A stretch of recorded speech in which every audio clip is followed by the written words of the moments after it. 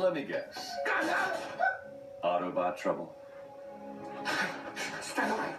I ain't going back to the big house. No way. Oh, you have me all wrong, brother.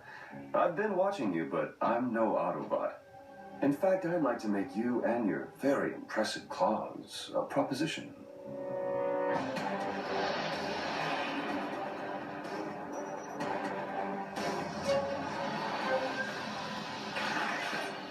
Fracture, Underbite. Meet the newest member of our crusade to turn this into a world for Decepticons. This is Clampdown. That is enough. The past is the past. Clampdown could be of great use to us. End of discussion. Now, let's consider how...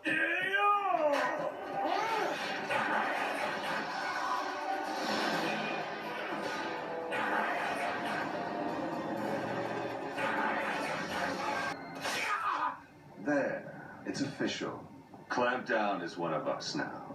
How do we know he won't turn on us the first time things get tricky? Clampdown realizes that after all we've done for him, if he sided against us, I wouldn't rest until I've made him eat his own claws.